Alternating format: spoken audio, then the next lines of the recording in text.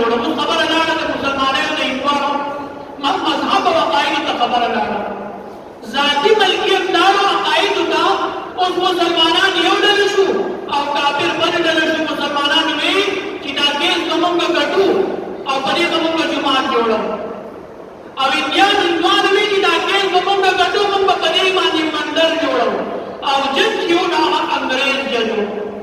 هغه زمانه کې انګريز جوړو چې کله باندې ډلې مخامخ وي جنتا نو جنتا دې مانو ډلو نه تاسو کو په تاسو ته داسې یو سړی معلوم دي چې هغه د گواهۍ پته وره تاسو متفقه ماته پیش کړئ د دې گواهي واخلم تاسو نه کیو کا نو په هغه زمانه کې انوارو یو نوم پیش کو انوار مسلمانانو نه انوارو یو نوم پیش کو ویجی په دې هندوستان کې یو بزرګ دی مسلمان دی او مولانا مفتی مظفر حسین رحمه الله دا غنو می واغستو وی دا مفتی سے کسا فیصلہ وکړم ته منظور ده انوار هغه پیش کو مسلمانانو خوشاله چې بس مفتی مظفر حسین سے پس فیصلہ کوي خو موږ ته جماعت جوړو خو د جماعت فیصلہ به کوي کنه وای په متفق شو به بس موږ په دې باندې متفق یو او چې څه فیصلہ مفتی مظفر حسین سے رحمه الله وکړه پس هغه فیصلہ به موږ معلومه موږ ته منظوري هغه دې پیشي جج انګريز جج هغه مفتی سے پیش کو عدالت ته دا غنه گواہی واغستوي ستا په خیال باندې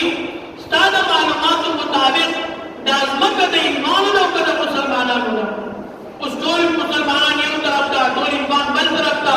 د ځمکې په باره کې اعلان هم شوی دی چې په دې باندې یو وایي موږ به جومات جوړو بل وایي موږ به مندر جوړو مفتی مظفر حسین رحمه الله هغه فیصله وکړه هغه جج ته ویل چې زما د معلوماتو مطابق دا ځمکه چې دا نو دا د ایمانو حق دی مسلمانان حیران شو چې موږ په دې باندې جومات جوړو او مفتی صاحب فیصله وکړه داسې فیصله چې اوس په دې باندې مندر جوړېږي هغه ورته وفرمایل چې حق خو دغه دی که پې مندر جوړوئ که پې جومات جوړوئ خو ما ته چې کوم حق ښکاري نو هغه حق دا دی چې دا ځمکه دا د ایمانو حق دی او دا زما د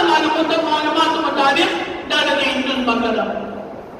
هغه انګريز جج فیصله لیکي انګريز جج هغه فیصله کې هغه انګريز جج ولیکل وی نن مسلمان فیصله بینا خو اسلام کې څه ګټو مسلمان فیصله بینا